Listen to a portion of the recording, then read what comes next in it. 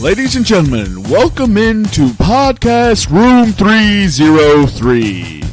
Introducing one co-host with more nuggets than Chick-fil-A, Nick Morahan. Executive producer until we find someone better, Eric Washington. Nobody really knows what he does around here, Nevada Putnam.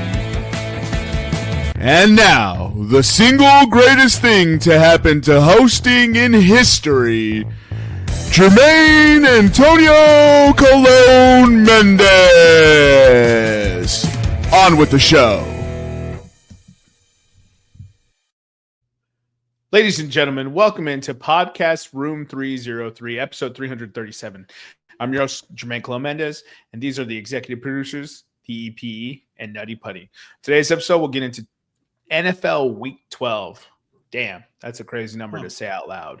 Last week, we didn't get through all the betting slate, but Nevada went 1-3. I went 2-4, bringing our season-long records to 32-37 for your boy Skinny P and 36-48 for the Nutster himself. Without further ado, how are you doing this evening, Eric? Doing good, brother. Kind of wish I was in a different industry already, but, making the best of it and taking a day at a time. I did have a dream, and it pertains to somebody on this podcast. Nevada, it was you, brother. I got to tell you, you were crying, and then I looked up, and there was an Eagles parade because we had beat the Broncos in the Super Bowl. So I just want you to know it's coming, brother, so just prepare yourself. Eagles-Broncos Super Bowl, 31-17, Eagles win. It's what I saw in my dream, brother. 31-17. It's what I saw in my dream, dude. I can't explain it, dude. Well, we can deep dive and psychoanalyze your dream later. As far as the different industry, Eric, have you thought about going Applying? to school? Going to school to be an RN. I hear there's a bunch of openings right now. So. No, dude. There's no way I would do that shit. No way. Have you thought about applying to other jobs? Not really. Just focusing on what I am doing right now. I want out of this industry. What have you done? I want out of this industry. Cybersecurity thing, you know what I mean? What have you done? I want out of this industry. What have you done? I just want out. That's it. Yeah, I love it. Classic Gen Z millennial attitude. But no, Eric don't have that. I'm doing something. It's just taking a little bit of time. Well, since nobody asked me, I'll just let you know. It's fucking hate week, and I'm all about it. And I've been trolling all week long. I've been talking shit. I've been posting all the statistics of how we're just so much better. But fuck the Atlanta Falcons, Saints money line. Who dat? That's all I have to say. It's hate week. Fuck these birds that think they run shit. We about to show them how stupid they are. I can't wait till Cam Jordan sacks Kirk Cousins again and passes for 9th overall on the sack list. I can't wait till Shuck is just shucking him up the butt.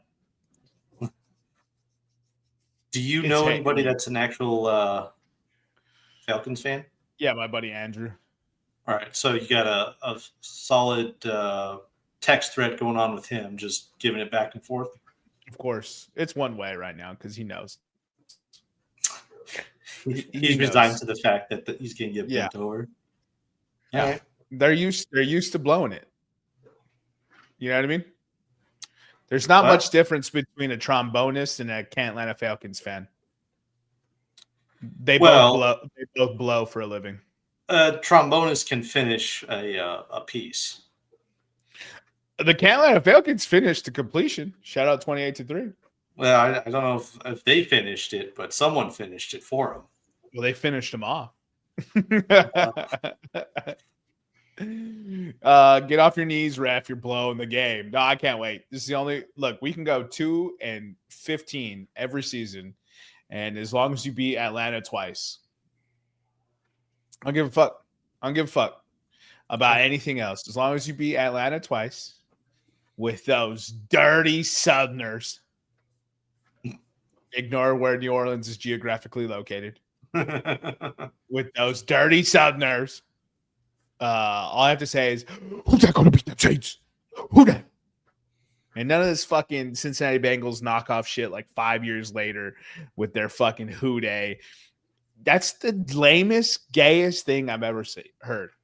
It's like the white version of Who Dat, and it's not even good. It's like Miracle Whip. Is it mayonnaise or is it just a sauce? It's disgusting is what it is. Fuck you, Cincinnati. And please bring Joe Burrow back. My dynasty team needs it. There we go. Yeah. You can have good players in a stupid chant. Ask the Eagles. Why are we getting muddied up here, dude? Stupid chant, good players. What? Because you have a stupid chant. What? Fly Eagles fly? Go Birds? All of the above. If this was a multiple choice, I would have an E option just so that way we could got them all. But you're hate us because they ain't us, dude. That's all I gotta say. Guys, hate yourselves. We don't gotta hate you guys. I read a whole article today about fire Howie Roseman in 2021. We chanted fire Kevin Sirianni in 2022 and 2024. How Kevin Sirianni is not a good quarterback. How they all hate Jalen Hurts now. Your fucking team sucks. And your fans suck. And I hope you guys don't win the Super Bowl this year because you're probably going to blow it to the Packers because you guys love losing to stupid teams. 3-0 and it's going to be super good because you'd be like, and I'm going to be super happy. I can't wait, dude. Can't wait for your blubber mouth and fuck the Eagles. It's hate week. Fuck the Broncos. Score some goddamn points, you fucking bums. You fucking bums. You're making the Eagles offense look good. You know how embarrassing that is? We scored 22 points. Against who? The Chiefs. Yeah, they're not good. Okay. What about the Bengals? The Chiefs are 500. Oh, dude. We can score 22 points against the Bengals. Brother, you should definitely score 22 against the Bengals. Right. You should have one player score 22 against the Bengals. Hey, when your defense won't let up more than at most 20 points, you don't need more than 22 to win a game, if my math is correct. Oh yeah, that was what happened to you. Was it last year? Last year you guys needed to score. Oh no, it was the Russell Wilson year. Wilson year. You guys needed to score like 17, and you would have been like a 14-win team. Yeah, I can't remember exactly what it was, but yeah, some stupid line, and we couldn't even hit it. It's hate week. Everyone gets hate. Fuck them all. I just hope Tyler Shuck doesn't suck this week. I was gonna say a lot of hate coming from a team that's won 2 games this year. I'm playing with house money. We're expected to lose. What are we supposed to do? All right. Kansas City Chiefs aren't good. They're 5-5. They're not even a playoff team right now. Yes or yes? They're in the playoffs right now. Or no, they're just outside. You're in the hunt. They're the 9th seed. They're not even the seed outside of being in the playoffs, boys. And everyone ahead of them has a win against them. Jaguars beat the Chiefs. Chargers beat the Chiefs. Bills beat the Chiefs. Mm-hmm. Eagles beat the Chiefs. They got some work to do. You guys are still like, yeah, but it's the Chiefs. Look, man. Until they don't get in the playoffs, they're still the Chiefs. I honestly think Andy Reid should be on the hot seat. Good riddance. Yeah, because you guys run everyone good out. Yeah. No lie. There was an article today of, is Kevin Sirianni any good? His record in the last 5 years, which he's only been coaching for 5 years, hasn't even been 5 full seasons, 56-22. There is only one head coach who has a better record than him in those 5 years. And it's Andy fucking Reid who went 57-21.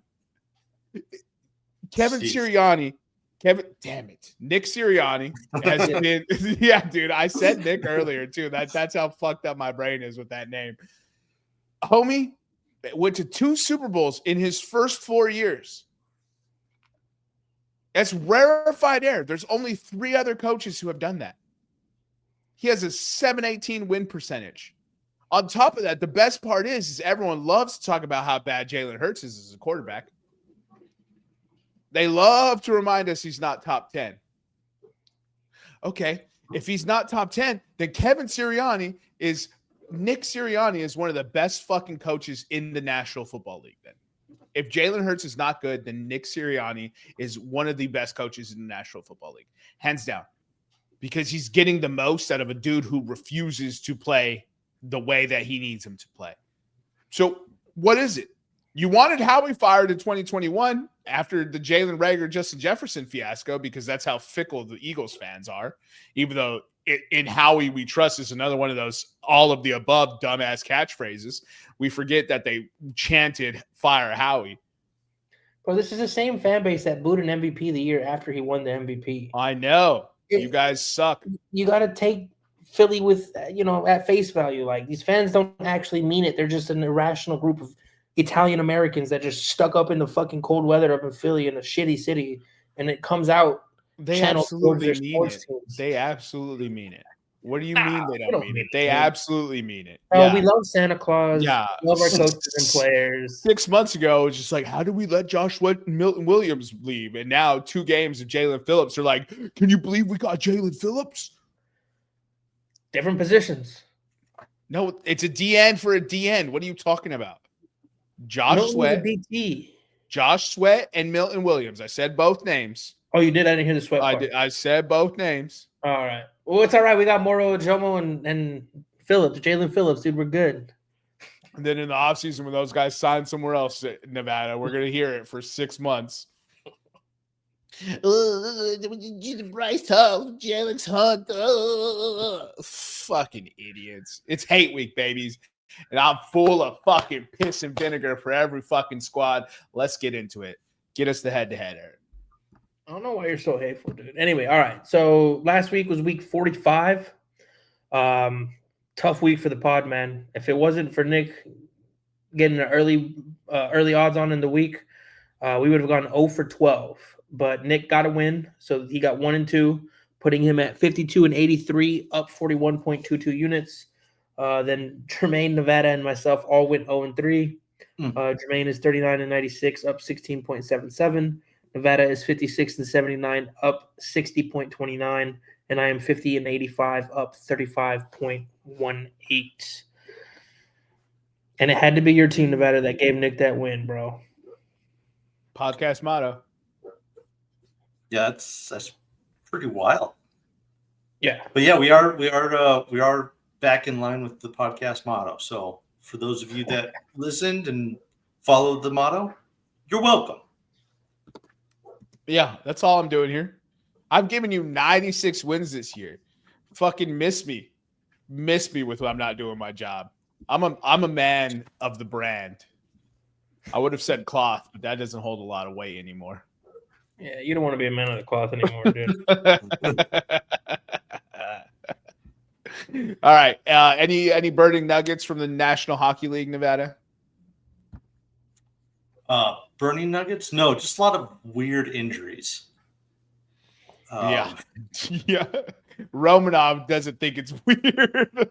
Yeah, Romanov got boarded into the boards by Mikko Rantanen. He's going to be out for a while. I don't have off the top of my head when the Stars will go play the Islanders in, let's see, that'd be Long Island. But tune in, folks. They need to flex that game to fucking prime time is all I'm saying. So real quick, flex that game. This thing that happened with Mikko, is this Red Wings Avs 90s-esque, or it's not? It's way less than that. No, he wasn't gushing blood or anything like that. It was a dirty hit. It was a dirty hit, but it wasn't even necessarily that bad because homie was able to have his arms in front of him, so it wasn't like his head colliding with the board. He kind of ran into it like a dude who doesn't know the glass is there and he runs into the glass. He kind of ran into the boards like that, but still a dirty play. Yeah. Part of being a paid professional National Hockey League is everyone's out there for each other's safety. We're going to play hard. We're going to play aggressive, but we're going to play without the intent of injury. And the problem is homeboy got boarded into the board. And then Patrick Waugh, who is the Avs goalie from what you were talking about between the Dead Things and the Avalanche, is the head coach for the Islanders. Oh, boy. And they had a video of him, and you can read the lips perfectly. And it's basically like, you ain't gonna make it through the game when we're back home. And he's yelling at Mikko Rantanen. And I'm not even upset. It was that dirty a hit. So, but it was electric. Yeah, that kind of hit you might see probably once or twice a year, in some sort of fashion. I haven't heard what kind of injuries Romanov has. Me either. I mean, he basically went in full speed and couldn't stop. So looked like a shoulder injury. If I had yeah, probably shoulder, maybe a concussion, something like that. But yeah, that's gonna be fascinating to see what happens to Mikko when they play in New York. I'm gonna pull it up because I'm gonna be circling that date for sure. But some other. Sorry, I was gonna say some other injuries. Charlie McAvoy, the defenseman for the Bruins. I don't know if you saw that video. Took a slap shot to the jaw. And in the slow-mo, you can see the puck hit the left side of his jaw and 2 teeth come out right away. He had surgery on his jaw. I didn't see the slow-mo. Yeah. Yeah. If that was Connor Bedard, my good friends would be calling him a bust. So just for those of you listening that want to see the revenge game, Dallas goes to New York to play the Islanders March 26th at 4 p.m. Ooh. And Romanov will definitely be back. Yeah, you think he'd be back by then for sure. As long as it's not like a collarbone or something like that, because obviously that could be like 12 to 16 weeks. But other injury, Jack Hughes, the superstar for the Devils. He is out for probably a couple months. He had surgery on his finger from a freak accident at a team dinner. And from what I understand, there wasn't like any alcohol or booze that had really started flowing yet. They weren't like joking around. It's just a total freak accident. So I'm not sure exactly what it was that happened. My guess, if he's out that long, he must have hit a tendon. I heard, and obviously conjecture or whatever, right? It's not corroborated, but Glass cut his finger, and his finger was nearly sliced off from the glass, and it was like dangling. So, and I obviously aimed low. I don't know if it was like higher up on the tip or whatever, but I mean, either way, there's not a good spot. You want that to happen to your finger. So, and I heard the recovery's about 8 weeks, maybe a little longer, and then the Olympics are 12 weeks away, if I'm not mistaken. So we're hoping, because Jack Hughes, American, we're hoping that he's good to go to play for us in the Olympics. And right now, everyone who's playing red hot, you could probably claim a lot of that is because of the Olympics. Like, there's a lot of extra juice in these NHL games. I don't know if you've noticed in Nevada, but these boys ain't skating like it's 60 minutes anymore. They're skating like we got 20 minutes and an intermission. And that's how they've been coming out. And I'm like, holy fuck, this game is crazy. Yeah. And it's been an electric season. Olympics is going to be nice because it will obviously be bigger than just the 4 nations. And it's the first time that NHL players are back in the Olympics since 2009. That would have been 10. It was the Crosby at Golden Goal. So I thought it was 9, so 10. Yeah, February of 2010. February 2010. We won? Okay. Last time? No, we lost. Crosby's Canadian. He's Canadian? Yeah. All the top tier talent are Canadian. Basically, all the good hockey players are Canadian, dog. They won't even qualify. They won't even make a semifinal game this year. McDavid, Nathan McKinnon, Connor Bedard, Matt Celebrini is American though, right? Canadian. He's Canadian as he's well. He's naming a bunch of bums though. Where's Trevor Zegras at? Those are the top 4 point guys in fucking the NHL right now. And two of them are established. One's the best in the world, and one's barely like outside of the top 5. And then the other 2 are number 1 overall picks. So it's like, yeah, I'm still betting on America. Just kidding. I will say we can just touch on that when we get closer to the Olympics. But the one thing that the Americans do clearly have the edge in is goaltending. That's right. We do. But finally, I think my favorite hockey injury of the last week and a half is this came out yesterday, the 19th. Eetu Luosterainen, who plays for the Panthers, he is week to week after, quote, suffering burns during a barbecue accident. Mind you, this came out like a day after the Jack Hughes news came out that he had a freak accident cutting his finger. And they're challenging. The Panthers was like, oh yeah, we could do one better.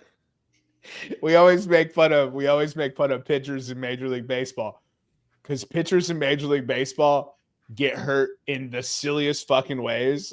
One dude cut his hand on a drone, which led to the Cubs winning a World Series. One dude hurt his back falling downstairs. One dude hurt his knee slipping in the shower. I'm just like, what are you guys doing? These are everyday activities. How are you guys? Players, athletes, dude, get the fuck out of here. How are you professional athletes? World-class athletes, and they're getting DL standing up from the couch. That's what I'm saying, dude. Now you have the NHL players out here just fucking acting reckless with it. And the Jack Hughes one, I've been somewhat making fun of it because it's but from what I heard initially, like I haven't followed up with it, but I was like, oh shit, that's actually kind of serious. But it's like at a team dinner, dog, you can't even eat without missing 8 weeks of hockey. Like that's what you're telling me. Like, yeah. 8 weeks is so long. Well, and you hear something like that, and you're like, all right, someone or people were drunk or they were goofing around or something like that. Apparently, the reports are not the case. Like, this was early on in the dinner. Not a whole lot had been going on just yet, and then this happens. Yeah, that's exactly what it was. They hadn't even been able to order drinks yet, is what it feels like. The homie sat down. They barely set out the chips and salsa. He's already missing a finger, dog. Oh, Eric, how's the NBA going right now? Give us the not so fast breakdown of the NBA. Well, I think one of the biggest takeaways this year from the NBA is the pace of play. This is the fastest the game has been since the 88-89 season, which when I read that, I was kind of blown away. I didn't even realize like the 80s were even at all that fast. You know what I mean? I thought it was much more of a physical game. Everybody was on coke. Everything was fast. All right. Shout out my boy Len Bias. I don't know late 80s. What? Shout out my boy Len Bias. Wow. This is getting away from us. R.I.P. homie. No, but it's been a solid season so far. A lot of good basketball. We have seen an increase in injuries. Steve Kerr says it's because of the faster play. I mean, we got Giannis went down. He's out 2 weeks. There's a couple other big name injuries out there, but as far as standings go, I think we got to give Jermaine a little bit of props. A couple of the teams that he's been talking about for a very long time. Detroit's actually first in the East at 13-2. We've heard Jermaine's soapbox about that team. Oklahoma City's only got one loss on the year, and that was without their second best player for the last 14 games. He just came back for his first game, so they're on pace for, I read yesterday, 76 wins this year. I think it was 76-6 is their projected record if they keep at this pace. Would love to see that. Go ahead. 15-1 I'm sorry, 14-1 in 15 games is crazy, bro. But go ahead. Yeah. Come on. Yeah, no, they seem to be the only team that's solidified themselves as a true contender. We had the Kevin Durant trade to Houston. Houston's 10-3. They're playing great, but they're dealing with the Fred VanVleet injury. They just got Tariq out. They just got Jabari, what's his name? He just got injured. Smith. Jabari Smith just got injured. So, I mean, if we look at the standings right now, it's not what you would think. In the East, we expected it to be New York and Cleveland with all the injuries, but Detroit's at the top, then Toronto's in second, and then we have the Knicks and Cavs, Hawks, who are a feisty team every night out. They have one of the best young players. Again, shout out to Jermaine for, planting the name in my head or whatever the case may be. But Jalen Johnson looks like a true budding superstar. The Bulls are 8-6. Philadelphia's 8-6. It's been a fun year, man. There's a lot of parity, a lot of Detroit being the 1 seed and Toronto being the 2 seed in the East. When Jason Tatum's out, Tyrese Halliburton's out. Tyrese Halliburton and Dame was in the East, but now he's with the West. He's back with Portland, but it's nice to see that it isn't just New York and Cleveland, which was what at the beginning of the year with all the injuries, everybody was saying it's going to be Cleveland, it's going to be New York. They're the 2 teams from the East. It's nice to see it's a balanced game. It's a balanced conference right now. And then we just got to take a moment to shout out a couple players. Dude, Joker, is he getting better? Of course he is. He hasn't hit the plateau. It's unreal what this guy is doing this year. And it's like I can sit there and say this about him. He had a 41, 18, and something stat line the other night. He's like the second most efficient player in the league this year. He's well on his way to being, a top contender for the MVP again. But then you have SGA, who's coming off a championship. He's putting up almost the exact same stat line. Teams winning. I don't know. It's been a fun year. We're only 15, 16 games out of 82, so there's a lot of basketball left to play. LeBron just came back. Doncic looks out of this world. It's going to be a fun year, man. I think, as Nevada and him have said, maybe it's the Olympics coming, and hockey's been great, but these early on season basketball games have been really fun to watch. I mean, you have teams like Charlotte who are running a bunch of rookies. You have the Washington Wizards who, look, they're not going to win a championship, but they're just fun teams to go out and watch. And if you like Wizards have one win, they're still fun. Like SAR is fun to watch. They are competitive, but they just keep this is what they want because this draft class is loaded. But the Wizards are playing basketball at a winning, like they have the capability to win games. They just haven't figured out how to do it. And this is what they want. But they're 1-13 right now in a draft class that has 4 can't miss stars. Yeah. So I'm with you. I think what's going on is great. Like the Hornets excite me because they have a lot of talent, but it's a bunch of dudes trying to figure it out. And then the best part is what's cracking me up about it. This is like everyone's talking about the West. The West is top heavy, right? It's the 4 teams at the top. I think it's the top 4 teams. Well, there's only 8 teams above 500 in the West. Okay. You get what I'm saying? Yeah. Yes. As far as like contending, and if I'm going to bet money on someone to win a championship, then yeah, it's the top 4 teams. But, and honestly, I don't even know what the top 4 teams are right now. Because like I said, that Phoenix trade, I thought it was pretty good for Phoenix. The Kevin Durant trade. Yeah. Jalen Green, Dylan Brooks. So to give you a quick rundown in order of how they're standing. Sorry, I don't know why I clicked conference. I meant to click. Yeah, conference. So it's Oklahoma City, Denver, Houston, and Minnesota. And the Lakers at 11-4. And then you have Phoenix at 9-6 and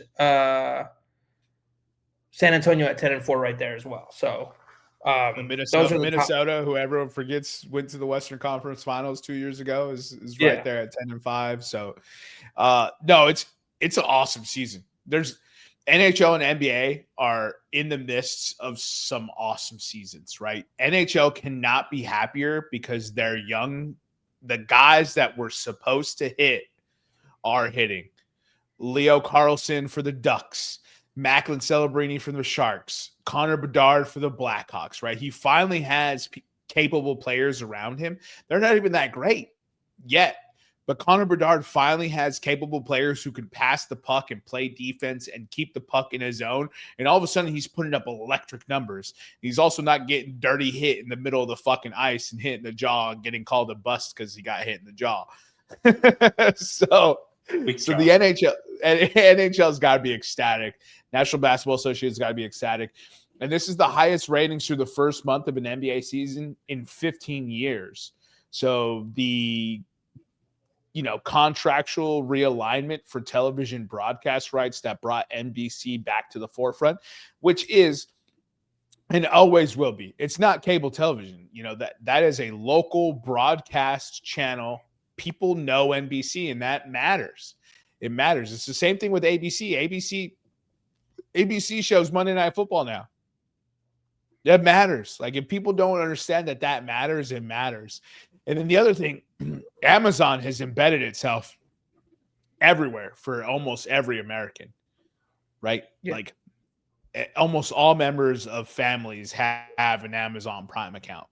So now you have basketball on Amazon Prime, which makes it that much more accessible. And people didn't have to add a subscription. They already had it because they was already getting their packages delivered in 2 days. You know what I mean? Like, they was already getting those benefits. And now they just got basketball at the push of a button. So one thing that we're talking, about basketball is at this point last year, there was only 4 teams that would have qualified for this metric, but there is 11 teams this year that are averaging over 120 points a game in the NBA. There was only 4 teams last year that would have qualified. It is the Bulls. They're at 121.7 per game. Oh, I know. Yeah, we have a fire offense. Yeah. Yeah, it's just crazy. Like, if you watch this season, it doesn't feel like Steve Kerr was complaining about it. He says it's fast, it's going to lead to injuries, but it's been enticing to watch.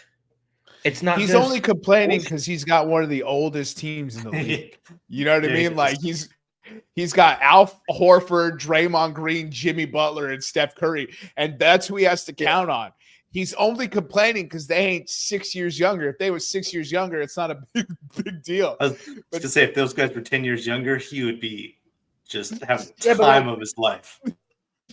Like you said, when we talked about it, like you said, there's 15 men on a roster for a reason, Steve.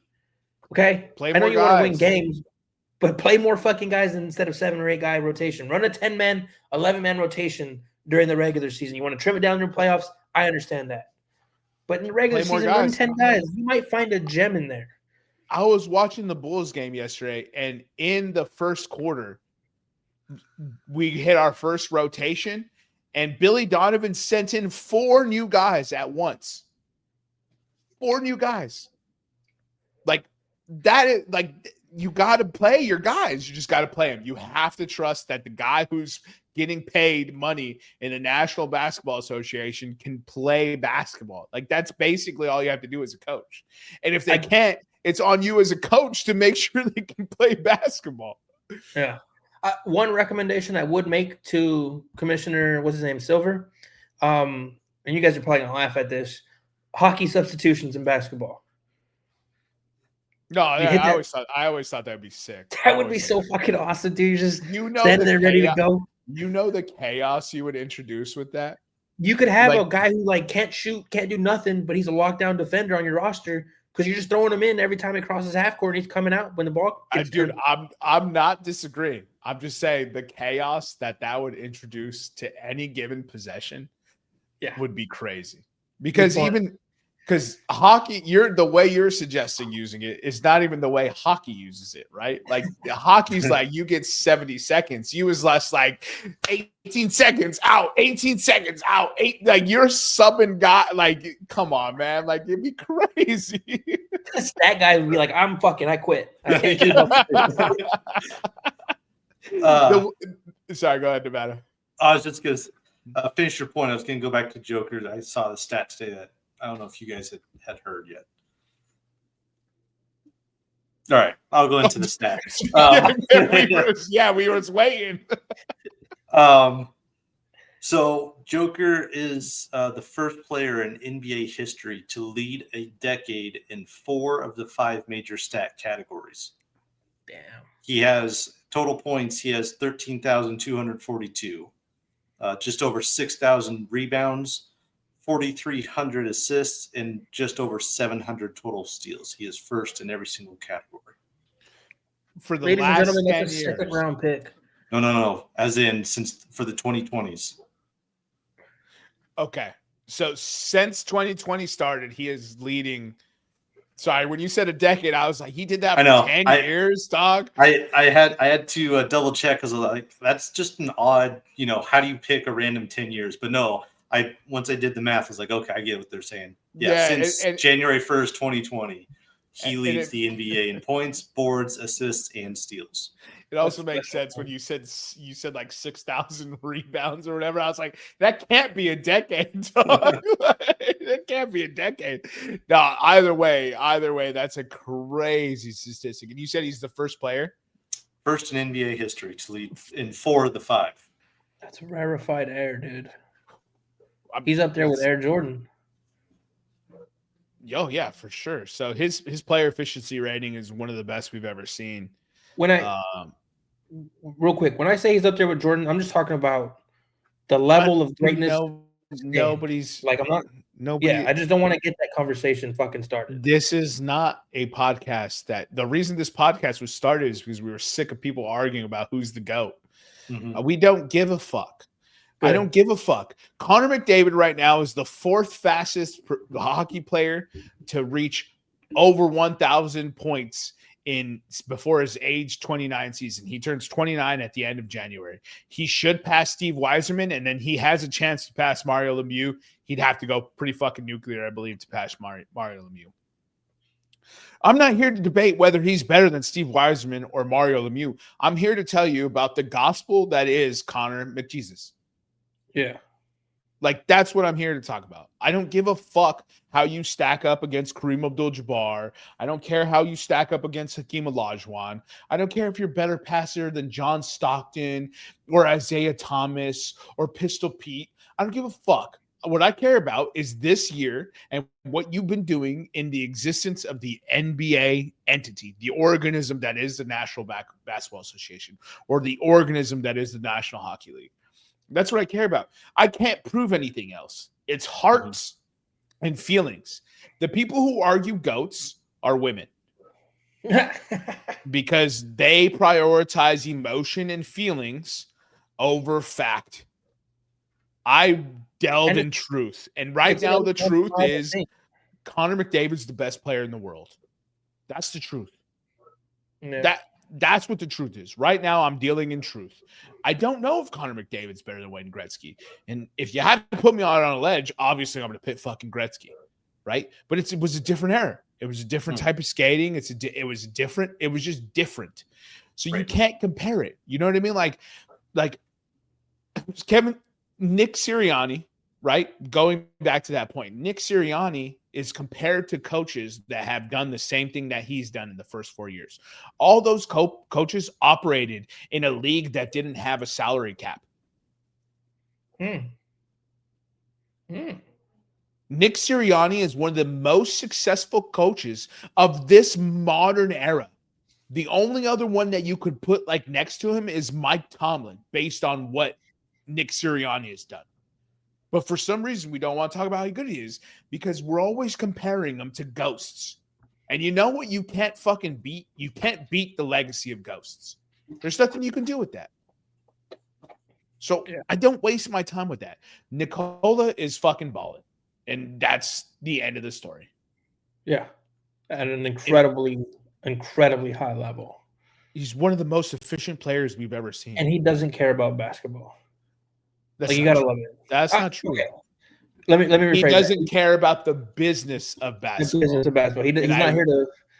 I wish people would phrase it that way. He doesn't care about the business of basketball. But you roll a ball to his feet and you say, check up, he's trying to bust your ass. Yeah, not trying. He's going to bust your ass. I'm going to give him the business, dog. Come see me in them streets. I wish I had enough money to make this happen. Just watch you get busted up by fucking, what is he, Slovenian? Lithuanian? What is he? Something crazy? As long as I score a point, I won. You can score, real question. Could you score a point on Nikola Jokic? Yes. No, considering he's not the greatest defensive presence. Yes, I could. Yes. Yeah? I could. I like it. Could you score on Human Joel Embiid? nature Healthy exists. Human nature exists. They will roll the ball to my feet and not guard me, and I have a clear shot at the basket. You telling me I get that 11 times and I ain't scoring one? No, sir. No, sir. I'm scoring one. I'm scoring one. You're going to have to guard me off check. If they start guarding me off check, maybe I ain't scoring. But I get one shot every possession? Nah, son. I'm making one of those bad boys. Nevada, you skate? Yeah. One song and one song only. Could you score on Hellebuck? Oh, fuck. Out of 10? No. No? No. That's different. That's totally different. I'm just asking. That's totally different than when you check up, Eric. When you check up, it's human nature. When people roll the ball back to you or bounce the ball back to you, there is no defensive effort until the person makes a move left or right. No, I'm in your ass, dude. I'm right there, dude. Boom. As soon as the ball leaves my hands, boom. You? I mean, I'm fouling you. I'm not playing great defense. I'm fouling, but I'm coming for you. First of all, effort was never your calling card. No, only if I saw a good foul opportunity that I applied. Yeah, no. You said I'm in your ass. I was like, effort was never your calling card, big fella. No chance, bro. Couldn't get him to buy in to save a fucking horse, ride a cowboy. All right, we've talked long enough. We've bullshitted long enough. What's your Week 11 review? Takeaways. We'll start with you, Nevada. My first one, I don't know if it's too wild. I don't think it is in my mind, but Josh Allen has solidified himself as the best dual quarterback to ever play in the NFL. Whoa, that is spicy. All right, fair enough. I don't over Lamar already. Oh yeah, yeah. I would take him. Maybe not 10 times out of 10, but I'm taking him. Give me 8 times out of 10 over Lamar. Over Mike. But come on now. They both passed Mike, brother. They both passed Mike. I'm sorry. Yeah, even I'm sorry. If you want to go stats, like Vic he's well in the rearview mirror. Yeah, Cam Newton passed Mike. Let's not just focus here strictly on statistics because the guy went to prison for 3 years and missed a lot of football. All right, let's do the eye test here. Let's do the eye test. Was there anybody the eye test than Michael Vick? Who? Than Michael Vick. Was there anybody more buttery than him on a football field? Yeah, Lamar Jackson. Not even close, dude. Not even close, dude. Lamar Jackson is a better version of Michael Vick. Why does this podcast hate Lamar Jackson so much? I love Lamar Jackson. Why am I the only person who can ever honestly give an honest take about Lamar Jackson? I love Lamar Jackson. He's never had a good wide receiver ever in the history of his team. He's only had one good running back who came to his team at the age of 30 years old. And somehow, some way, the dude still throws for 30 touchdown passes every single year, runs for damn near 1,000 yards, runs for 10 touchdowns, and also throws 30 touchdowns. Let's not ignore, this man isn't making defensive coordinators' lives a living hell. The reason why Mike Tomlin is so short at the podium is because he has to go game plan for Lamar Jackson twice a year. All right. Well, I mean, good thing it's opinions, but I thought Nick is at the top of that mountain for me. You're crazy. I think that's a nostalgia pick from you. It's because he played for the Eagles. Well, he played for the Eagles for 3 years. You didn't even care about Michael Vick until he played for you. Come on now. You never talked about Michael Vick until he played for you. That's not true. He knows all the time. He knows damn well he never talked about him. I used to Madden all the time. You know what would be a fascinating ad for Lamar Jackson as far as the offense goes? Which could happen based on where the team is at. Play caller? No. Garrett Wilson.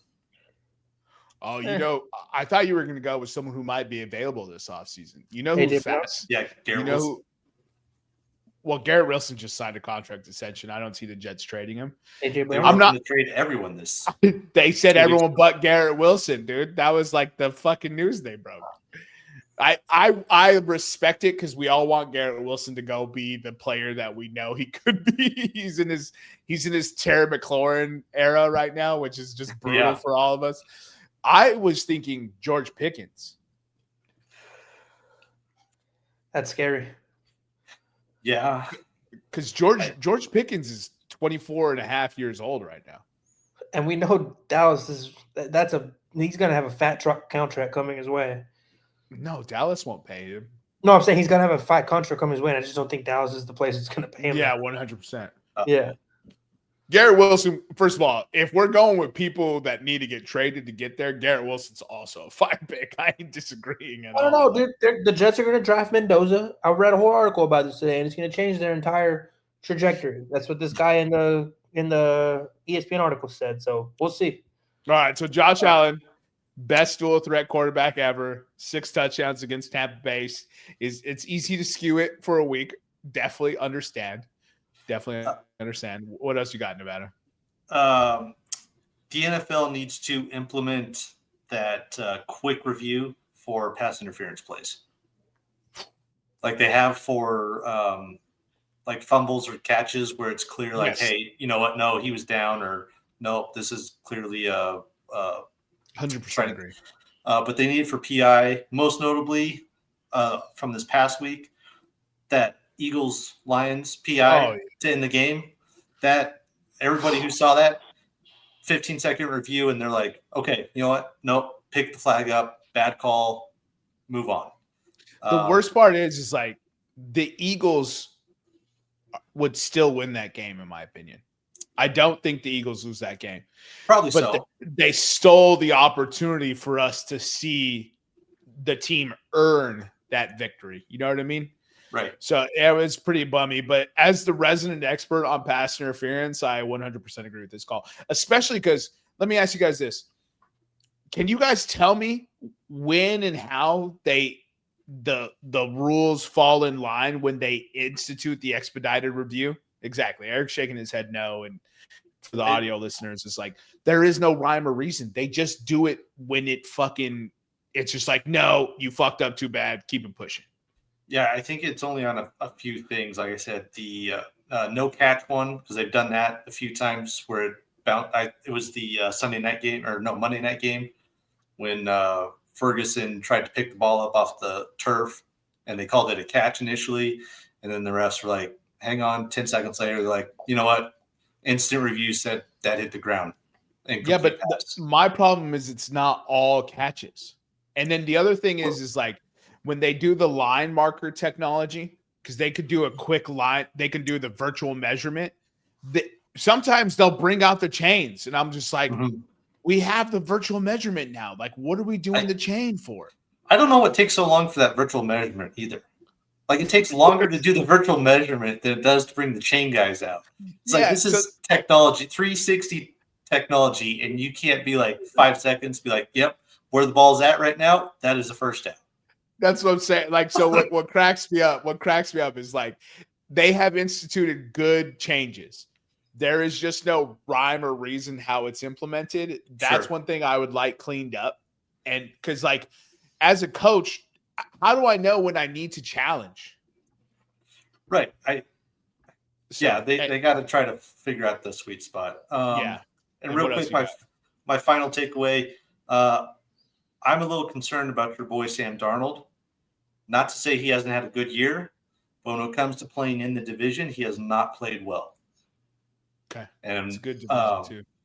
Against Arizona, 178 and a touchdown. Against Arizona again, 242 and a touchdown. Against San Francisco, 150, no touchdowns. That doesn't take into account his picks. Obviously, we know what happened last week. 279, no touchdowns, 4 picks. Still had a great year so far, but he does not show up when he has to play his divisional foes, and that's a concern if you're a Seahawks fan trying to win the division, which you may not with that Rams team. That Rams team is nasty. That Rams team is nasty for sure. No, I don't disagree with that takeaway. That's a tough division too, though. Like the Arizona Cardinals record looks bad, Right. but if you, I've had the odd coincidence of watching a lot of Cardinals football this year. I don't know why, but I have seen the endings of a lot of these games, and it's pure fucking chaos, bro. Yeah. It's pure chaos, and they're better with Jacoby Brissett. So like, yeah. I was going to mention that Jacoby Brissett, he's got to be the best backup quarterback. I mean, I know he was when he was with Indy. Like, he's the perfect spot quarterback. You need 4 games, 5 games, he's got you. A full season? Yeah, maybe not quite, but spot Indy, tremendous. I'm not going to disagree. Like, he's in the conversation. I would just like to see your Jacoby Brissett and raise you one Joe Bartholomew Flacco. But we're running a little long. Eric, what are your takeaways? So I'll make it quick. I've watched a couple Bears games this year, and I just want your guys' feedback on this. They're 7-3. They're atop the division. Why is it so ugly every time they play? You're an Eagles fan. No. It's guys. I'm not. Like, let's not bring the Eagles into this. I mean, it's an ugly. Is it Caleb Williams' style? Is it just their hashing thing? I don't get it. Why is it such an ugly brand of football? They're always close. They're always playing from behind. Caleb Williams looks out of pocket all the time, but somehow they're winning games. I'm just curious. What is it? Is it just he's got the magic and he wins games like we saw in college, or Ben Johnson's just got them boys playing good enough to win games? You're asking an impossible question. It's Eric, so ugly. Eric, quick question for you. The Eagles are 8-2, top of the NFC. Yeah. Why is it always so ugly? Because our quarterback is apparently playing his own offense that goes contrary to what our OC does. That's an article I read. I don't know if there's any truth to it, but apparently it's really bad because our quarterback's out there just doing whatever the fuck he wants to do. Is what they made it seem like. We don't know. That's what Eric's trying to say.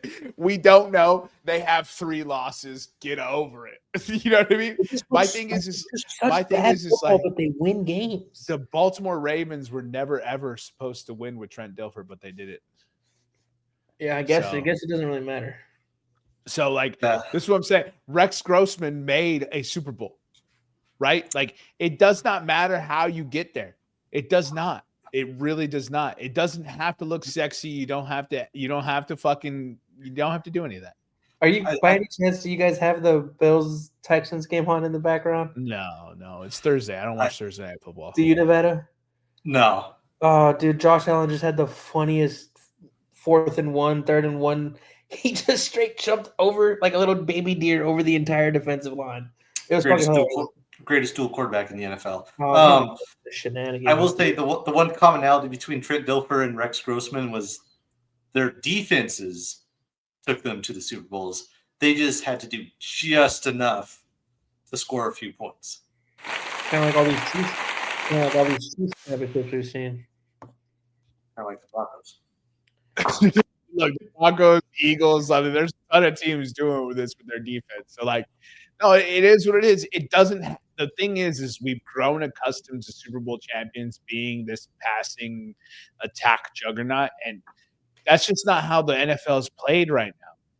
We are living in an era of offense where we have more 2 tight end sets than ever before, like the last 10 years. You know what I mean?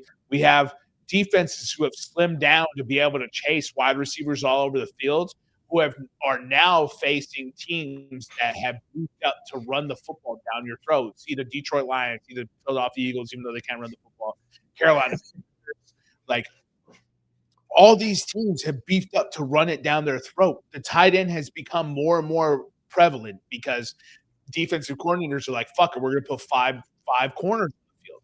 Not 5 corners, 5 secondary players on the field. Well, guess what? Guess who a corner can't guard? A 6'5", 260-pound man who can fucking hit an out route like a wide receiver. That's what corners can't guard. And that's what you're seeing right now. The league is in flux, and you're just seeing the tactical advantage going back to the offense, and then you'll see it come back to the defense. It's the same thing. It happens every 3 years cyclically. because 3 draft classes have come in and they've been able to draft specifically and game plan specifically for these offenses. And then the offenses flip it again. That's all we're seeing right now. We're going from the era of 3 wide, 1 tight end, 1 running back. We about to spread these boys all over the field and sling it like a motherfucker. And we're going back to the most important offensive player is your running back. See Christian McCaffrey. See Saquon Barkley. See Jonathan Taylor. Like, it's the reason why the Kansas City Chiefs are 5-5. Because they don't have a running back. They're relying on me, you, and Nevada out there to fucking get 2 yards in a cloud of dust.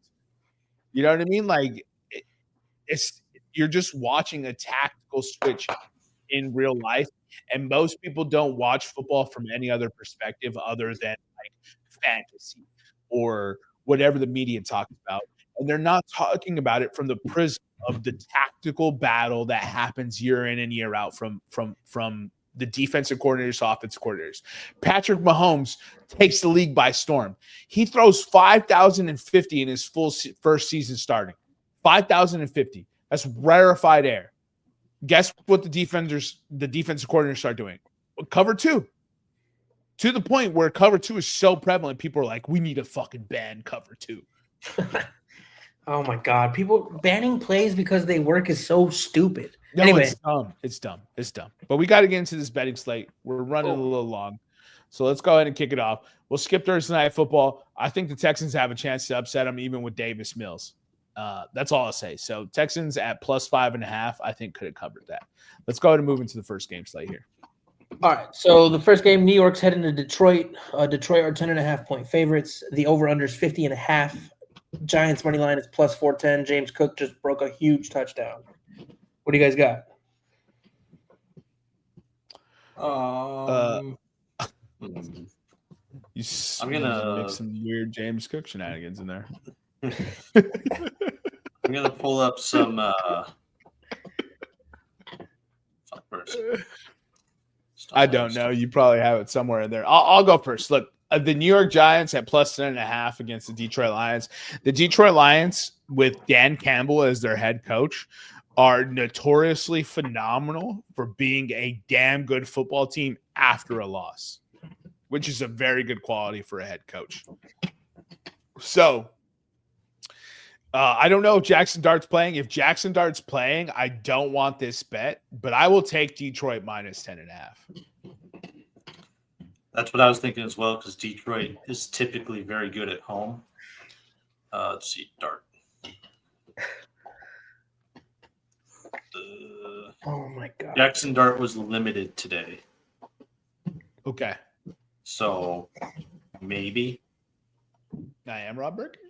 Yeah. But yeah, I'll ride with Jermaine on that one at the -10.5 for Detroit. All right. Interesting tidbit. Twice this year, it's never happened in the NFL. Twice this year, we've had 7 extra points missed in one weekend throughout all the teams, and we just started off with a missed extra point in this game. So maybe we can get 8 this week and break the record. Next game, Seattle's heading into Tennessee. Seattle are 13.5-point road favorites. The over-under is 39.5, and if you want Titans money line, it's +600. West Coast team traveling east, right, Nevada? Ish. I guess it counts for East Coast-ish. Nashville's on Eastern time, isn't it? Yeah, they're on Eastern time. Yeah. Yeah, I just can. Yeah, as time-wise, I just typically when I see that stat, I think of like truly Eastern Seaboard states. But sure, why not? So what do you? All right. Moral of the story: I'm trying to get what you want in this game. As far as this game goes, I'm going to take the over on the points, and I think Seattle's going to hit by and large most of that 39.5. They average 29. 39.5? The over 39. Yeah. I mean, it's over and under is the same number, right? All right. That's what I was just asking. I couldn't see it on the screen. Look, I really want to take Tennessee. I really want to take Tennessee to cover, but I ain't doing it. Can't do it. That's a frisky bet. I like it though. Tennessee to cover is a frisky bet. And they played Next well game, against the Texans. Anyway, New York's heading This is into a division Baltimore. rival though. That's true. New York's heading in. The Jets are heading into Baltimore. Baltimore are 13.5-point favorites. The over/under is 44.5. Jets money line plus 650. Does Tyrod Taylor skew you in any way, Nevada? It does. It definitely gives me pause if it's he doesn't have weapons like he's had in other places, so that's the only thing that kind of defeats his potential magic. So I'm going to stay away from this game overall, but yeah, Tyrod Taylor does give me pause. So the big spreads this week on the real shitty teams just feel so juicy. It just feels so juicy. Like Jets plus 13.5 with a completely different quarterback. It just feels like they can cover this. Lamar Jackson hasn't looked healthy since he's come back. Mm-hmm. Hasn't looked healthy, and is still winning ball games because of how good he is. But Right. it's cost him the best dual threat quarterback in the league. So, it's just how it goes. Next game, Eric. All right, so the next game, New England's heading into Cincinnati. New England are 5.5-point road favorites. The over/under is 51.5, and if you want Bengals money line, it's plus 205. Important line change information. This game, I believe, opened at 8.5 on some books. I think might have been 7.5 on DraftKings based on the line. But Joe Burrow has been taking first team reps in practice this week, and a lot of speculation is pointing towards Joe Burrow taking the field to take on MVP favorite Drake May. Thoughts, Nevada? My first thought is Drake May should not be the MVP favorite, but that's another discussion. That's because they won't give it to running backs. Yep. I know. The bet I'm going to take, since Jamar's going to be out, I think they're going to either Christian Gonzalez or they'll double team T. Higgins. So I'm going to go with the next best option that Joseph Burrow seems to hit, and that's Osivas for a anytime touchdown at plus 250. We know this. Yoshivas. This Bengals team can only win by one way, and that's scoring a shit ton of points. Somebody's got to grab them. Yeah, I will take New England, Cincinnati over. I know it's a big over, but I'm still going to take it at 51.5. What was the odds on that, Eric? Minus 110. All right. For the over, right? Right. Yeah. All right, next game, Indianapolis is heading into Kansas City. Kansas City are 3.5-point home favorites. The over/under is 50.5. And if you want Colts money line, it's plus 154. The Indianapolis Colts is this for real game. Yep. That's what this game is. The Kansas City Chiefs have lost a lot of close contests. They went 12-0 the year prior, made it all the way to the Super Bowl based on the backbone of their ability to make the clutch plays. And this year it's kind of regressed to the mean. They're 5-5 now. 500 ball club. And what's crazy is this could possibly be like the first or second time Mahomes has ever been below 500. First time in his career. This could be the first time in his career. Exactly. So this is a big time game. Now, the Kansas City Chiefs are phenomenally defensively against the run, against the pass, against quarterbacks, against tight ends. So one of the most hypercharged offenses in the National Football League is going against one of the most dominant defenses in the National Football League. And it's going to come down to what you think of the Colts. And we'll go to Nevada first. Yeah, Jermaine kind of touched everything that needed to be said. This is either the Colts are legit for real, or KC's gonna, scrap out and have kind of that. I would like to imagine a death rattle, hoping that their dynasty is done. But that's kind of what it's coming down to right now, is one of those two. So for that reason, I think the Chiefs. My God, I had a stroke there. I think the Chiefs are going to come out fighting. They know what's on the line. So I'm going to get a Travis Kelce anytime touchdown at plus 130.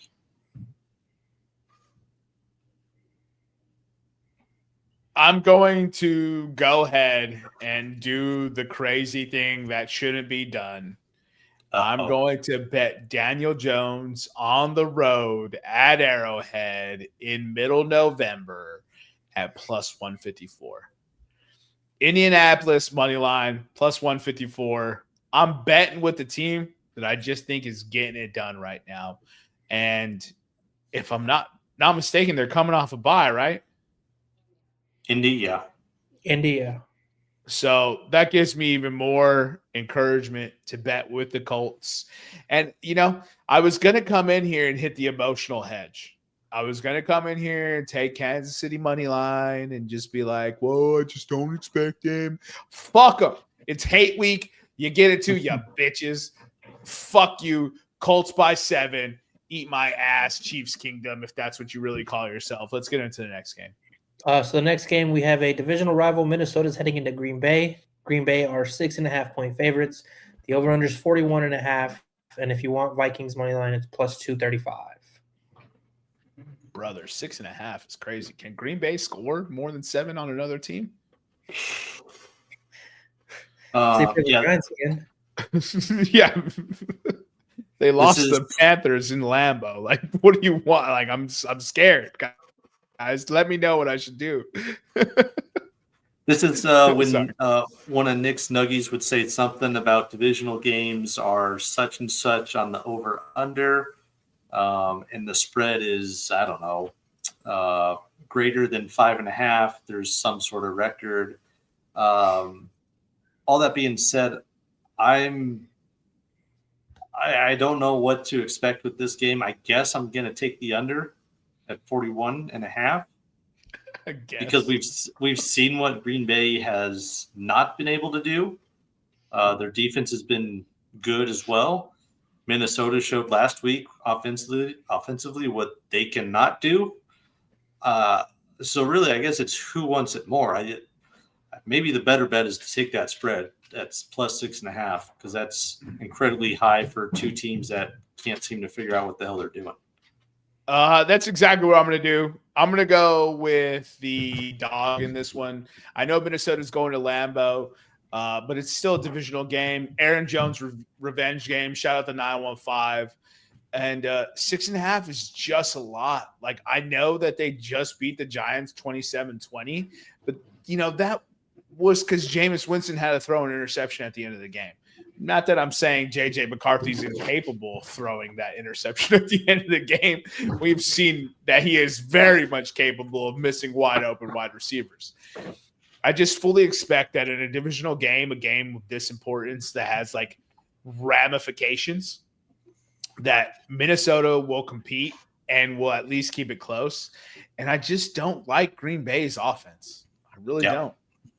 If Jaden Reed's back, I accept the right of refusal for this bet because I think that's exactly what they're missing, especially after Tucker Kraft went down. Tucker Kraft was well on his way to establishing himself as the best tight end in football, which is crazy because the last 3 years it's changed, right? Like Travis Kelce fell off. It was Sam Laporta. Sam Laporta fell off. It was Brock Bowers. Brock Bowers fell off.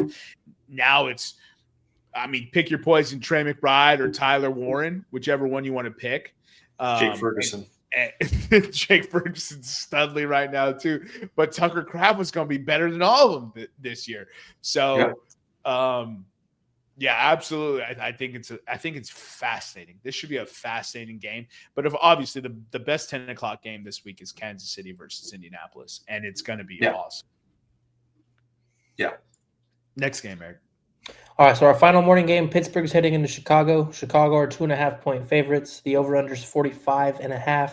And if you want Steelers money line, it's plus 124. If Aaron Rodgers plays, I just can't bet the Bears. Yeah, I just can't do it. You know what I mean? Go ahead. That's my only comment. No, it's fair. I don't see why he wouldn't play, right? I mean, it's his left wrist. You can cast that bad boy up. You don't all it is, as far as a quarterback is concerned, is a little bit of a placeholder to hold the ball in place when you're getting ready to pass. Other than that, you don't need it for handoffs. Yeah, you're probably going to be in shotgun just so you don't have to jam your wrist or on accident or something, but who knows? So I guess until we get better word on what's going to happen with Aaron, I'm going to stay away from this game. All right. Yeah. For those betting at home, if Aaron Rodgers plays, just sprinkle a little cheddar on the Pittsburgh money line. That's all I'm saying. Yeah. You got plus money. I don't think I've ever seen him lose to the Bears. So, let's get into the next game here. All right, our first afternoon game, Jacksonville's heading into Arizona. Jacksonville are 3-point road favorites. The over-under is 47.5, and if you want Cardinals money line, it's plus 130. God, do I want Cardinals money line? That's what I was thinking. Jacksonville just beat the fucking brakes off the Chargers. Shout out Justin Herbert, who's a top 10 quarterback in this league. Fucking fraud. How does he keep losing to Trevor Lawrence? It's embarrassing. We're already off the Trevor Lawrence is that guy bandwagon. Like, the world is off that bandwagon. And for some reason, everyone's still on the Justin Herbert is that guy bandwagon. And he lost to fucking Trevor Lawrence 35-6. And whenever the Jaguars jerseys are on the field, Justin Herbert overthrows his receivers. It's creating an optical illusion. I'm convinced because it's just unbelievable. Yeah, I think they had one more one more first down in that game than points they scored, the Chargers, which is no bueno. This game, 6 points. Yeah, I don't know with this game. I'm kind of leaning Cardinals because they are, again, as Jermaine alluded to earlier, their record looks bad, but they're just losing those one possession games. So they're in it. Obviously, this is a little bit different Jacksonville team. They seem to be a little bit more consistent as far as putting up fight in games. So I don't know. I'm going to stay away from it overall, but this could be a Arizona win. I would not be surprised in the least. It's exactly what needs to happen just to keep this league crazy. Arizona money line plus, what is that, 138? Plus 130. 130? Yeah. I'm going Arizona money line. There's nothing that gives me confidence that the Jacksonville Jaguars should be road favorites. Yeah, I don't disagree. That's it. That's the only reason I fuck it, dude. Give me Cardinals money line. We ride. Let's get into the next game, big fella. The next game is a battle of the bottom feeders. Cleveland heading into Las Vegas. Las Vegas are 3.5-point favorites. The over-under is 35.5. Browns money line is plus 160. Next. Shador's first start, but it's Shador's first start, and a part of me wants to bet Cleveland money line because of that. That's just because of how bad the Raiders have been. But I've already taken Arizona money line. I've already taken Indy money line. I've already taken Minnesota plus 6.5. I cannot hitch my wagon to this fucking game. I was gonna say I would look at maybe some Max Crosby prop bets because the dude's a menace and Shador loves to get sacked, and that is a bad combo. So I did think Max Crosby could have a Myles Garrett type of day. Yeah. 3 sacks because Shador loves to run backwards instead of stepping up in the pocket. Sure does. And there's nothing more a defensive end loves than a quarterback running backwards. Oh, you want to lose 15 instead of 7? I bet. Yeah. Lock in. Let's get into the next game here. The next game is a divisional rival. Philadelphia is heading into Dallas. Philadelphia are 3-point road favorites. The over-under is 47.5, and Cowboys money line is plus 145. Nevada, quick fantasy question for a friend of mine. Mm-hmm. Would you rather start Jalen Hurts at Dallas, Matthew Stafford home to Tampa Bay or Dak Prescott home to Philadelphia? Stafford. Yeah, me too. Okay. Yeah. Sorry. No, that's not my team. I'm just kidding. That's for a friend. It's Right. for a friend. Right. It's for a friend.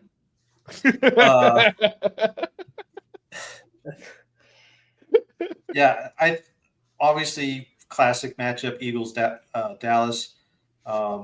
Eric, how soon into the game does Jalen Carter get ejected? Pre-game, just like last time. Okay, all right, fair enough. That's all I needed to know. I think I might go like on for this one, like a Dallas team total in points. I'm sure they're probably around, I don't know, 25.5, 26, somewhere around there would be my guess. Well, the over's not 47.5 divided by 2, and then they're -3. So they're probably looking at like 21 points. So 20.5 is the team total for Dallas, if I'm not mistaken on the math. What do we got there, Eric? It's fucking hard to find these things sometimes. Give me a second. I know where to find them. I'll look at it. Go to team Props 22 and a half. 22 and a half.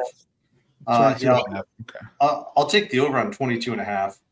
We've seen how explosive and dangerous this Cowboys offense can be. Did you see what we just did to the highest scoring offense in football? Yeah. Okay. All right. Fair enough. It's your pick. It's nothing against the Eagles. What was the odds on that? -110? Yeah. -110 for 22 and a half, yeah. The Cowboys just have, I mean, they're like the Bengals. If they're going to win, obviously the Cowboys defense has gotten better over the last couple weeks, but if they're going to win, it has to be by the offense. I'm taking the over in this game. Like, I don't care what you just did to the Lions. The Lions did it to themselves. The Lions played bad offense, and they played idiotic football. They didn't take what was given to them, and they fucking forced Jared Goff to keep trying to hit 15 to 20 yards regularly, which you're not doing against this offense.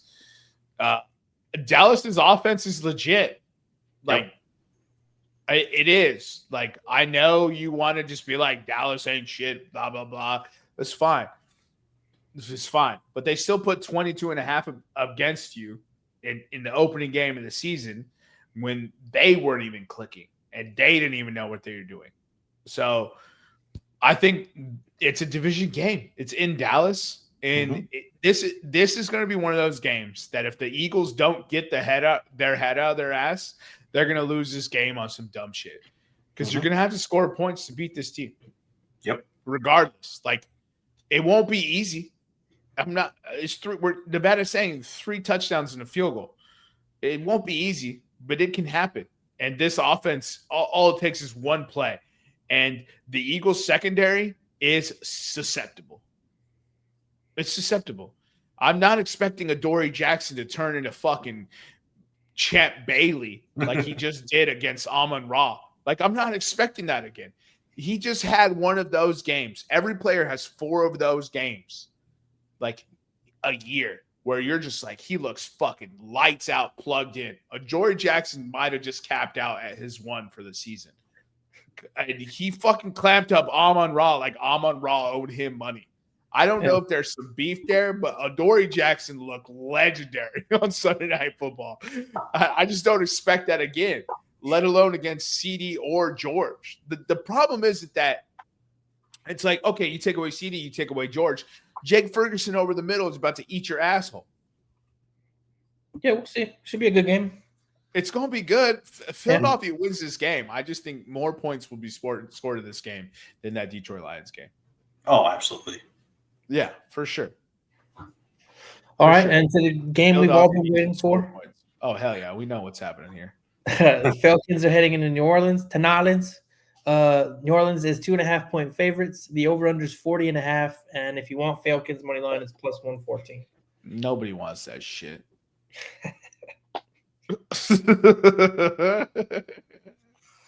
I want Saints spread. I want Saints team total. I want Saints money line. Give me it all. I want Tyler Shuck 2+ passing touchdowns. I want Alvin Kamara 2+ rushing touchdowns. I want Saints over team total 30.5. I want fucking Atlanta under team total 13.5. And I want Saints spread minus 12.5. Yeah. That's how I fucking feel about this game. Fucking miss me. I can't wait till those fucking dirty birds fucking fly south to get fucking shot in the swamp, you fucking pussies. New Orleans Saints gonna win this game. And the funniest fucking thing is, at the end of the day, we're both gonna have 3 wins. And at the end of the day, one of us has our first round pick this year. And it ain't the fucking Atlanta Falcons, you fucking dumb bitches. Let's go. Who that? I'm ready. Nevada, you got any I'm picks? ready. I'm ready. I'm not going to say anything more on that. That's Jermaine's matchup. I'm not going to. So we're gonna go back and we're gonna put all these bets he won. He won 30.5, 13.5. We're I gonna don't put even know all what I that. said. I blacked out. I don't even know what I said. Saints win. He was just like that skit in the drive-thru. I need 55 fries, 55 hamburgers, 55 Oreos. That's what Jermaine was doing right there. I don't even know what bets I took. Go ahead. I want you to go back and put them in the doc, Eric, because they're all hitting. All right. So the last Sunday night game, or the Sunday night game, is Tampa Bay heading into LA to play the Rams. Rams are 6.5-point favorites. The over/under is 49.5. Bucks money line plus 260. Sunday night has been giving us some fire matchups. Yeah. They haven't always lived up to the billing, but man, Bucks Rams for Sunday Night Football is electric. Yeah. What are your thoughts on this game, Nevada? I think this is an easy one. Over on the points. Whether it's Matt Stafford and the Rams, the most complete team in the NFL, they're going to put up mid-20s, call it probably 30. Baker has to match step for step if they have any chance of winning. And they're in a position where they have to keep winning if they want to get to the playoffs. I'm not sure if Mbuka is playing or Godwin. Well, I think Egbuka is healthy. Godwin, I can't tell you. Yeah. So if Mbuka is playing and or Godwin, that's obviously going to give them a boost on the offense. But I think both of these teams, we've seen it this year. Certainly the Rams more consistently, but they are very much capable of putting up some big numbers. I mean, shit, they might even hit 60 points between the two of them. No, I agree with you. That's a fantastic bet. So Egbuka is limited again, but it's for illness. And Chris Godwin, full participant. There you go. Giving Shotgun Baker some weapons. That's danger. That's playing with fire right there. Which helps the over even more. And Bucky started practicing last week, so I'm kind of expecting him to be back this week. Mm-hmm. He's limited again for the shoulder foot, but I think it should happen no problem. So, yeah, let's go ahead and move to the next game. All right, closing our slate out this week, Monday night, Carolina's heading into San Francisco. San Francisco 7-point favorites, over under 49.5. Panthers money line plus 295. What do you got, Nevada? The CMC Bowl. I suppose it's also a revenge game, but the CMC Bowl. I'm tempted to. I think I might take that +7 with Carolina, especially at even money. Brock Purdy's playing again. He's starting again. Didn't get injured this past week. I think they might. Carolina +7. Yeah, I think they're obviously going to try to run it ground and pound style. Try to keep it close. I fully anticipate the Niners to win the game, but +7, I think the Carolina might be enough of a stickler to to get that +7, but it should be a fun game. I wouldn't have said that at the early or beginning of the year because I didn't have much faith in the Panthers, but Bryce Young has started to be a little bit more consistent, starting to find his footing. Tet is the best wide receiver in this class thus far. Could arguably be offensive rookie of the year between him and Mbuka, but Mbuka's missed a few of those games. But I think it's going to be a fun game. Not what I would have thought entering week 1. Yeah, the result of this game, like if we were filming the day after Sunday Night Football and I knew the Tampa Bay Buccaneers lost, I would bet heavily on the Carolina Panthers. Okay. Because the Carolina Panthers are quietly 6-5. I know. Right? Like nobody's talking about the above 500 Carolina Panthers. Better right? record than the Chiefs. Exactly. That's the craziest sense of the year right there, right? Nobody's talking about them. Right. And then what's even crazier is that it's a foregone conclusion that the Tampa Bay Buccaneers run away with this division. Mm-hmm. But if the Bucs lose this game versus the Rams, yep, the Carolina Panthers have the ability to jump Tampa Bay. So they can go to 7-5 and Tampa Bay would be 6-5. And the Carolina Panthers, even after a loss to the New Orleans Saints, would be at the top of the division. And for the sake of football, like down the stretch, like the NFC South needs a tough, we need a division battle. Like that's what we need. You know what I'm saying? And give it to me. So I think I'll ride with you. Since they're getting laid the 7, I'll ride with you with the Carolina +7. Yeah, I'm betting what I usually do, and I like storylines, so I'll bet in favor of the storyline. It doesn't always hit, but like when it does, it's something special. And if Carolina beats San Francisco and Tampa Bay loses to the Rams, which are very likely scenarios. Yes. Especially with the state of the San Francisco 49ers defense. We have ourselves a fascinating NFC South division. And we may be staring at the face of like Bryce Young, Carolina Panthers, division-winning home playoff game hosting team. Yep. And it is all I'm rooting for this weekend, brother. Like, there are 3 events I want to happen this weekend. There are 3 events, and I'll turn it over to you, Eric. Can't let the Falcons eat the dog shit that they always do, you fucking pussies. Tampa Bay loses to the Rams, and Carolina beats the San Francisco 49ers because the NFC South will be in shambles. Look, if the Falcons lose to the Saints, the Falcons are the worst team in the NFC South. Mm-hmm. Let me say that again. The New Orleans Saints, who had no expectations, who we have made fun of multiple times on this podcast, who we didn't even know who their quarterback was until 5 days before the start of the regular fucking season, could be the 3rd best team in the NFC South versus the team who traded away their first round pick last year during the draft to go all in. Then at the top of the division, we have the Carolina Panthers over the Tampa Bay Buccaneers, who have run this division for the last 3 years. Yeah, 3, maybe 4, 3 years. I think it's 3. It would be chaos. And your boy is all about the agent of chaos.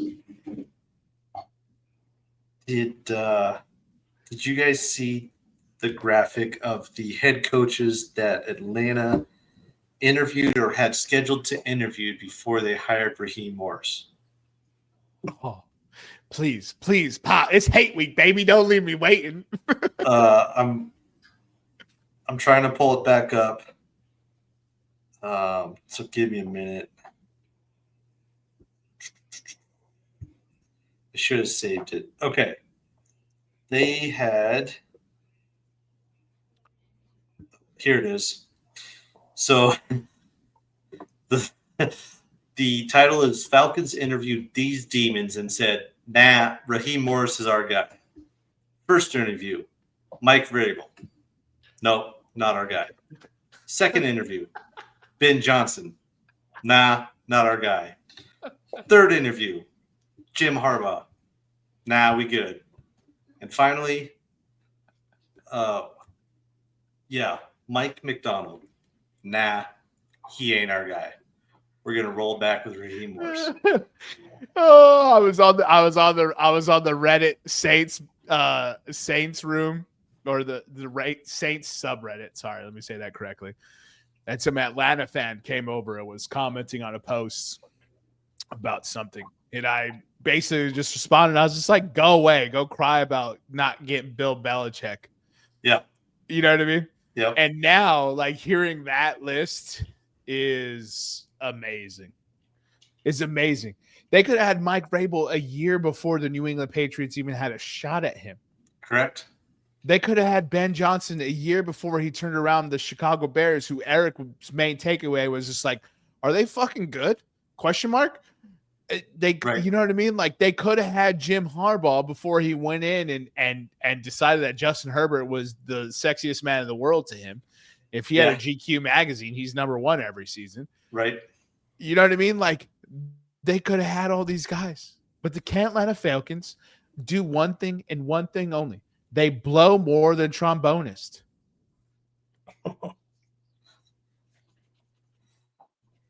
You guys got anything else for the 10s and 10s?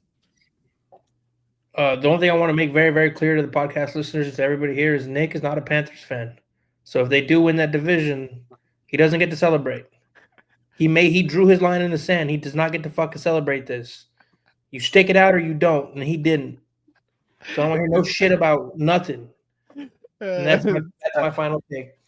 My final question is, as far as regarding the Monday night game, who's going to have the better stat line, CMC or Rico Dowdle?